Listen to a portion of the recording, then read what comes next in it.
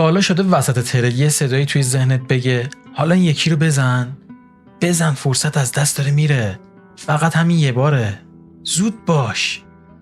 اگه آره، این ویدیو دقیقاً برای توه. سلام، به کانال لایف ترید هاب خیلی خوش اومدین. من میلاد سرافراز هستم، معامله‌گر بازارهای مالی فارکس CFD. توی این کانال اتفاقات و چالش‌های واقعی ترید، نکات فنی، تحلیل و بررسی مارکت و همچنین لایف تریدهای روزانه باهاتون به اشتراک میذارم.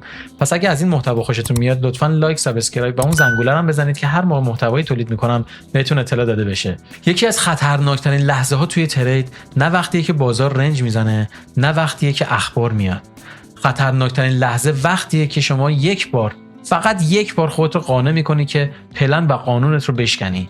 اون لحظه‌ای که استاپ خوردی یا یه فرصتی رو از دست دادی یا جا موندی یا به تارگتت رسیده و احساس میکنی کم بوده، تو این مدت کم ترید کردی یا بد ترید کردی، میخوای جبرانش بکنی، یه چیزی تو وجودت میگه همین یه باره، همین یه دفعه است، بذار جبرانش کنم، دیگه منظم میشم. دقیقاً از همونجا زنجیره اشتباهاتت شروع میشه. خب دوستان، بذارید اتفاقی که برای خودم افتاده رو براتون تعریف بکنم. خب کسایی که حالا همراه هستن با من دیدن تقریبا من پلن دارم و طبق پلنم پیش میرم و سعی میکنم که منظم پیش برم و اون پلنی که دارم رو ازش تخطی نکنم. ولی پنجشنبه اون هفته من خواستم یک ویدیوی کوتاه بگیرم از یه لایف ترید که یه اتفاقی دقیقاً مشابه همین اتفاقی که براتون تعریف کردم افتاد برام و نتونستم احساساتم رو کنترل بکنم و وارد اون لوپ اشتباهات شدم و حسابمو بردم توی ضرر. با من همراه باشید تا یه چند تا از معاملات رو ویدیو گرفتم چون میخواستم که لایف ترید بگیرم. با من همراه باشید و ببینید که اون لحظه اصلا چه اتفاقی افتاد و چجوری شد که من وارد این لوپ اشتباهاتم شدم و حساب رو بردم تو ضرر. البته این چند دقیقه از اون اتفاقات هست و بعد از اون من انقدر که کنترلم از دست دادم و دچار اوور ترید شدم، استاپ کردم و چند تا معامله دیگه هم گرفتم که ضرر شد و حساب رو بردمش توی ضرر. با من همراه باشید.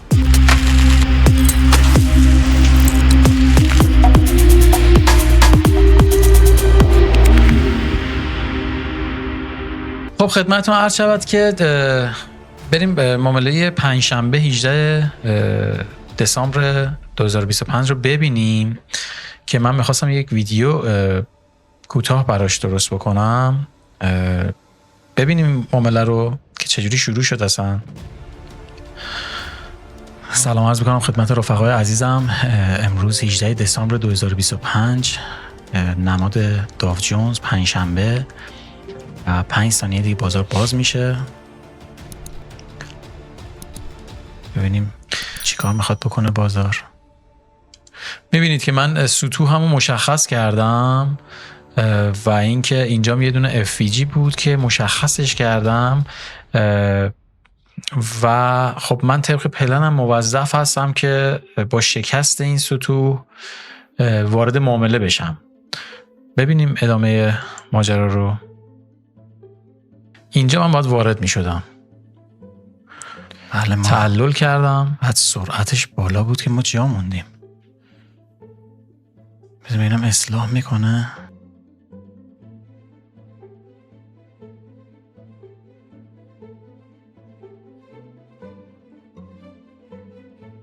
ببینید اینجا که من جا موندم، از حالا صحبت‌هایی که داخلش میکنم متوجه میشید کاملا از لحاظ روحی، از لحاظ ذهنی به هم ریختم.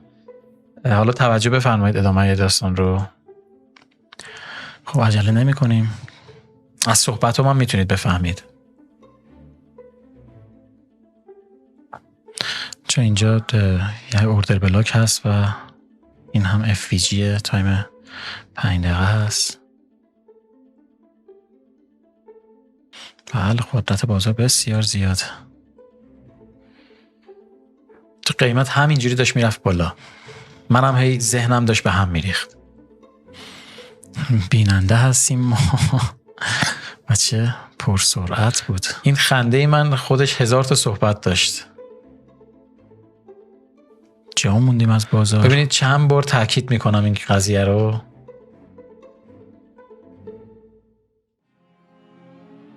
اینجا تو ذهنم بود که اصلاحی بکنه تا پایین. من اینجا تو ذهنم بود که فقط وارد معامله بشم. یه جوری میتونم که وارد بشم. داشت تیکه تیکه اون کارهای اشتباه تو ذهنم شکل میگرفت.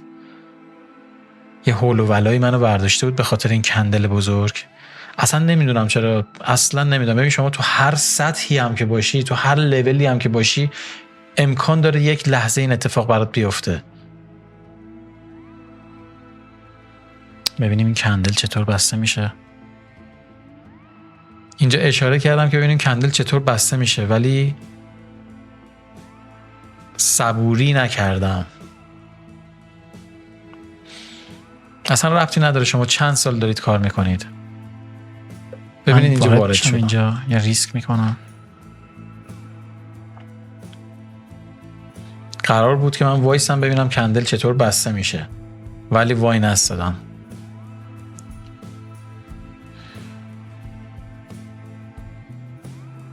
ببین اینا همش درس داره ها. احتمالش هست که الان استاپ من رو بزنه.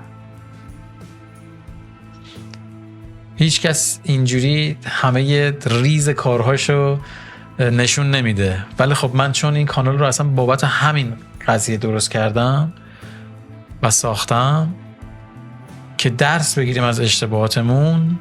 اصلا من میخوام اینجا اشتباهاتم رو بذارم.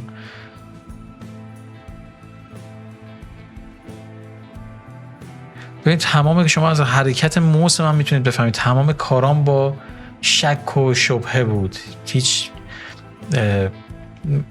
چیز محکم و قاطعی توش نبود تو حرکتام، به خاطر اینکه خودم اونجوری که باید طبق پلنم عمل نکردم، قانونم رو شکوندم اینجا. و اصلا ربطی نداره به اینکه شما چند ساله دارید تو بازار کار میکنید. نه، یک لحظه است. اون یک لحظه اگر بتونید خودتون رو قانع بکنید که قانونتون رو بشکنید، دیگه جلوگیری ازش خیلی سخت میشه. چون عین زنجیروار به هم وصلن این حس و حال ذهنی اون لحظه. اینجا اصلا من باید صبوری میکردم. این کندل انقدر با شدت رفته بود بالا، یه آپدیت باید میکردم چارتم رو و از اول دوباره تصمیم میگرفتم که باید چیکار بکنم. اینجا بله استاپ معامله اول ما خورد. بله استاپ اولین معامله خورد و اینجا اون حس بده دیگه قشنگ منو در بر گرفت. اون حس جبران و حس عصبانیتی که تو وجودم بود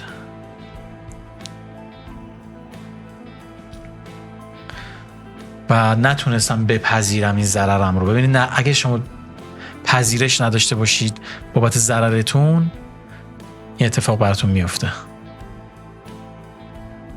من وارد این معامله دیگه شدم. فقط میخواستم یه سودی بگیرم. اصلا با این نستادم که حتی برسه حتی به اون سطح خودم. ذهنم به هم ریخته بود. این یه چیزیه که هر لحظه برای هر کسی میتونه پیش بیاد، چه حرفه‌ای چه مبتدی. و همون یه باره که خراب میکنه کار رو.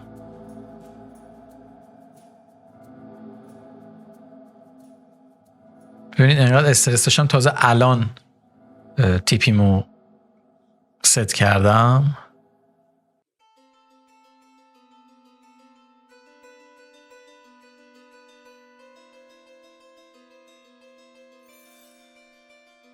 دقیقاً تو این لحظه یه جنگی تو ذهن من بود که چرا وارد شدی، چه نباید این کار میکردی، طبق پلان عمل نکردی.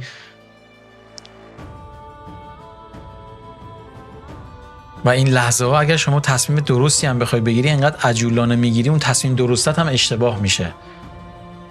حالا نمونهش الان بهتون نشون میدم. اینجا تیپی استاپ دوممون هم ضرر شد متاسفانه.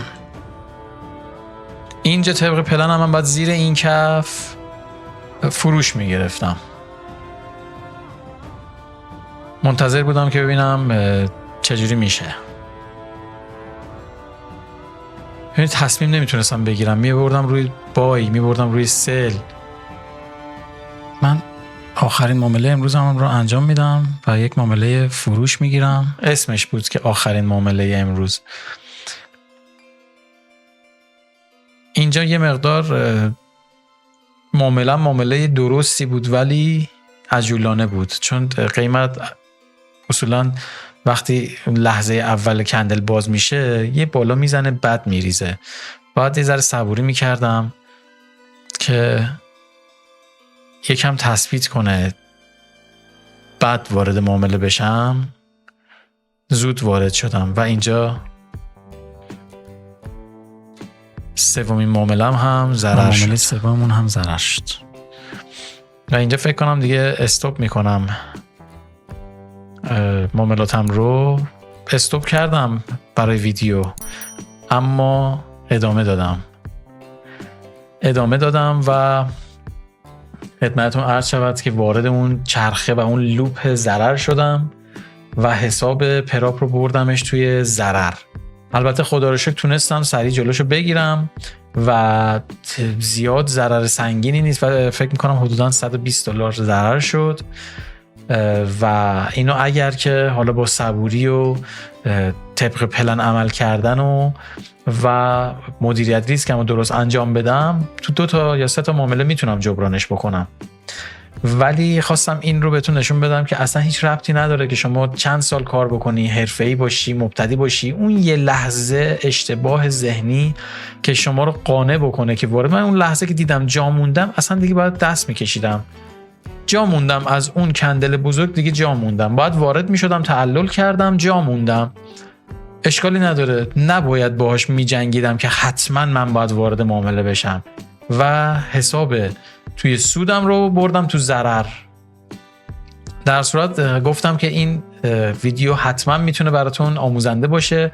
واقعا هیچ کس اینجوری تمام ریز کارش رو نشون نمیده و قطعا کسی اینجوری کارهاش رو به نمایش نمیذاره. تمام ریز کار من، تمام تصمیماتی که میگیرم، اشتباه، درست، هر چی که هست رو خیلی قشنگ باهاتون به اشتراک میذارم. لطفا استفاده بکنید و برای کسایی که این مدلی ترید میکنن یا مثلا مشکل دارن توی کنترل خودشون بفرستید که این تجارب رو ببینن و یک درسی باشه که توی معاملات خودشون حداقل بتونن آگاهتر باشن و بتونن آگاهتر عمل بکنن.